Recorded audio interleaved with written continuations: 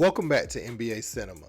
So today we have to talk about the New York Knicks ending where the officials were questioned. I think it was a 33-12 free throw margin. As much as Jalen Brunson gets in the paint, the Houston Rockets shot way more free throws. And I ain't saying they can't with Sengun on the team. I just find that odd, having Jalen Brunson on the team, that they didn't at least get 15 to 20 foul shots. But there are several calls in this game, like Dillon Brooks bulldozing Jalen Brunson,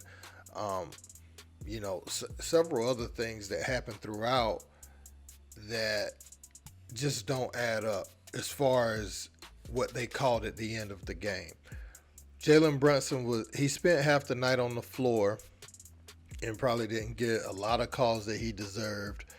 And I think back, because this is significant, Jason Gobble, who's on Ed Malloy's officiating crew, he called the call against Jayson Tatum where Tatum closed out on Brunson earlier this year and his foot went up under Brunson, not allowing him landing space. He twisted his ankle. He was called for, Jalen Brunson that is, was called for a flopping tech. Let's look back at that.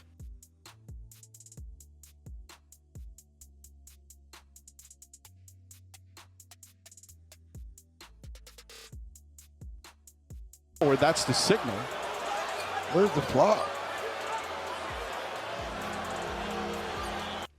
So this is Jalen Brunson's quote-unquote foul at the end of last game. Now it looks like Holiday, he's throwing some kind of heave because Jalen shut off his shooting area and he had to double clutch it. And he threw it with one hand and he twists his legs. See right there, he twists his legs and it makes contact with Jalen Brunson. So he gets to end the game at the foul line. And on top of that, at the end of the game, Thibs was drawing something up because he thought there was still a little more time, and the official called game, and that's where it just really had everyone upset. You could see Jalen Brunson going over to the officials to have a word with him. Thibs is irate, and both of them had something to say after the game. Let's check out what they had to say. That's the way it goes sometimes. Great. What did you thoughts on that last play? Great call. Next question. What do you feel about your closeout on that play? It was a great call. Next question. How do you make sure that an ending like that doesn't sit with you guys? Great call. Next question. Thanks. Oh, wait, Josh. So now, they have that last 2-minute report thing where the officials come out and they talk about controversial calls at the end of the game. So, the crew chief, Ed Malloy, he was asked, why was there a shooting foul called on Jalen Brunson against Aaron Holiday on the Rockets' final possession of the game? Malloy responded, in live action, it was felt that the lower body contact was illegal contact. So then he gets another question. After seeing the replay, do officials believe it was the correct call? And Ed Malloy says, after seeing it during post-game review, the offensive player was able to return to a normal playing position on the floor. The contact which occurred after the release of the ball, therefore, is incidental and marginal to the shot attempt and should not have been called. Now, I know the league is trying to have more transparency and it's appreciated by some, but for some people, this is almost like a slap in the face right after you lose an emotional game to come out and say it shouldn't have went like that. It is like, what does it change? Okay, can I get that dub back? Can we go replay that final possession? I mean, so, and they're fighting trying to get certain playoff seeding. And so that knocks them down and they're shorthanded. So any game that they're in at the end, right now, they don't want to be cheated out of those games because they're not even at full strength. And Jalen Brunson is playing a lot of grueling minutes, and you could see at times his legs starting to wear down based off, that 9-game win streak and some of the ball that he's had to play and some of the extended minutes he's had to play in this stretch. His substitution pattern is not the same as it would be with Julius Randle there, OG Anunoby, all those guys.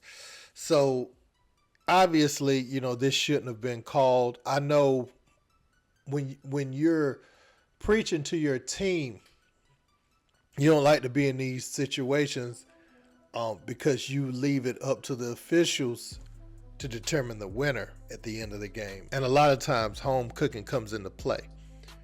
Well, you could say that, but if the officiating is bad throughout a game, it feels like the game was controlled to be this way at the end. So it's not always, a series of plays. It's a series of calls sometimes that have led to the game being this way. Now the Knicks, they dug themselves in a hole and couldn't make shots early.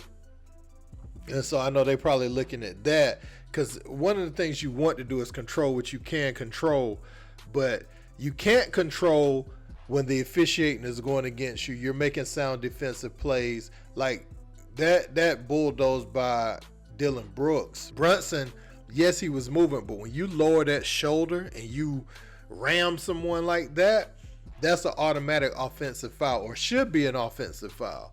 Now the officials, they can have an off night. I just find it weird that this Jayson guy is the guy that called the call on Jayson Tatum, called the flopping tech on Jalen Brunson when Jayson Tatum fouled him, and he made this same call on Jalen Brunson at the end of the game. Stuff like this should not happen in the NBA.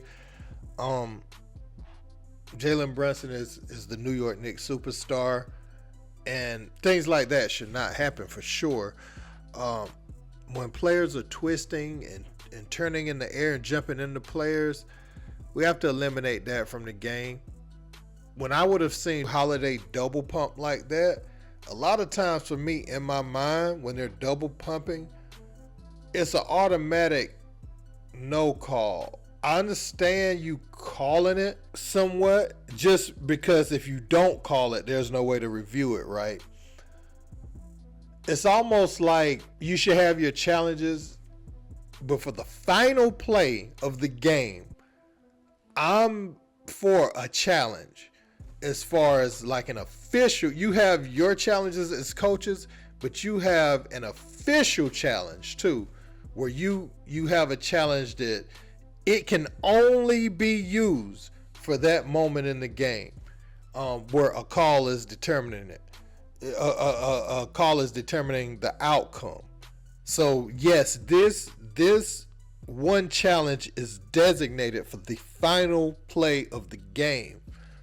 I think the NBA needs to implement that, because going back to the monitor and then coming out with a 2-minute report, that's no good.